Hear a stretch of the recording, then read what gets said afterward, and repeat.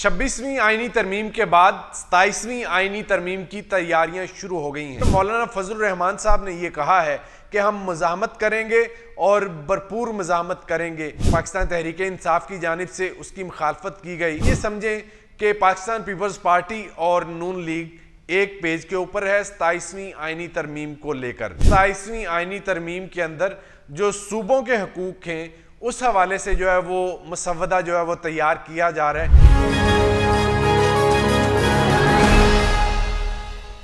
अस्सलाम वालेकुम, मेरा नाम मियां इम्तियाज़ है। आप देख रहे हैं पाकिस्तान खबर डिजिटल। 26वीं आईनी तरमीम के बाद 27वीं आईनी तरमीम की तैयारियां शुरू हो गई हैं। हुकूमत की जानिब से अपने इत्तेहादियों के साथ मेल मुलाकातों का सिलसिला बढ़ चुका है और इसी इशू को लेकर बात की जा रही है कि कैसे 27वीं आईनी तरमीम को पास करना है। 26वीं आईनी तरमीम के बाद 27वीं आईनी तरमीम की तैयारियां शुरू हो गई हैं। हुकूमत की जानिब से अपने इत्तेहादियों के साथ मेल मुलाकातों का सिलसिला शुरू है और इसी इशू के ऊपर बात की जा रही है कि अब 27वीं आईनी तरमीम कैसे इसको पास करवाना है। दूसरी जानिब जो अपोजिशन जमातें हैं और मौलाना फजलुर रहमान हैं, उनके भी बयानात जो हैं वो सामने आना शुरू हो गए हैं।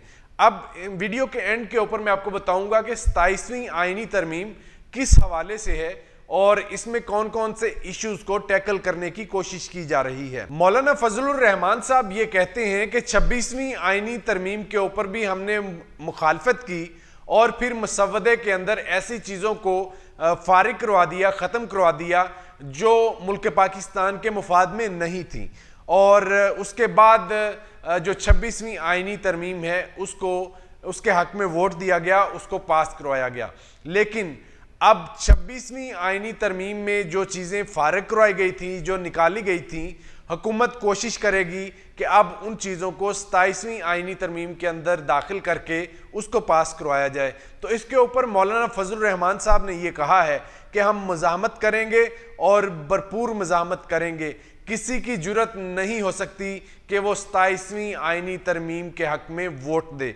इस हवाले से उन्होंने कहा कि वो भरपूर जो उनके इत्तेहादी हैं, जो उनके हम ख्याल हैं, उनके साथ मेल मुलाकातें करेंगे और 27वीं आईनी तरमीम के ऊपर बात करेंगे। जिस तरह पाकिस्तान तहरीक इंसाफ है उसके साथ मौलाना फजलुर रहमान साहब बात करेंगे और 27वीं आईनी तरमीम के ऊपर बात की जाएगी कि कौन कौन सा मसवदा जो है वो इस 27वीं आईनी तरमीम का हिस्सा हो सकता है या नहीं हो सकता, या बिल्कुल 27वीं आईनी तरमीम जो है वो मंजूर नहीं होने देनी।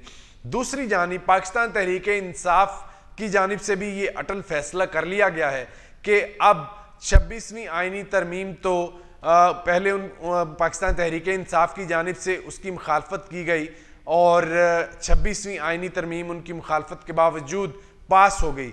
अब 27वीं आईनी तरमीम किसी सूरत भी पाकिस्तान तहरीक इंसाफ को काबिल कबूल नहीं है।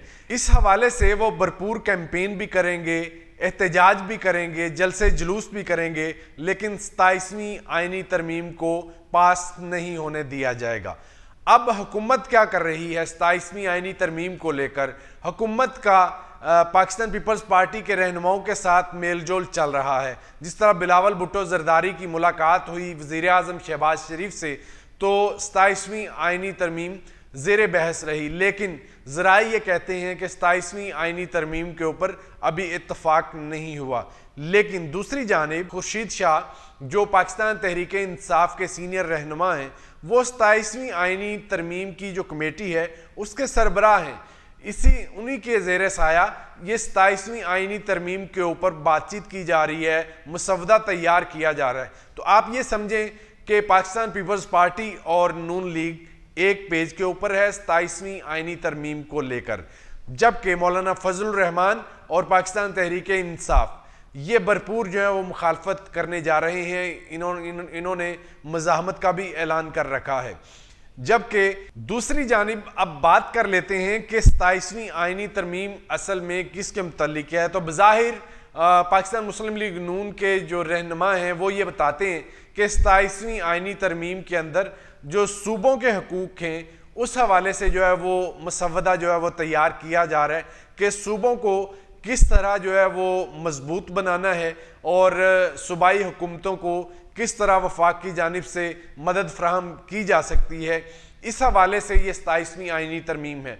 लेकिन ज़रा ये बताते हैं कि इसके पसे पुश्त कुछ और शिकें भी हैं जो मुख्तलिफ सियासी जमातों को काबिल कबूल नहीं हैं। अब देखना यह है कि 26वीं आइनी तरमीम तो पास हो गई, अब 27वीं आइनी तरमीम के ऊपर क्या खिचड़ी पकती है और किस तरह इसको मंजूर करवाया जाएगा। अपने मेज़बान मियाँ इम्तियाज़ को इजाज़त दीजिए। अल्लाह निगहबान।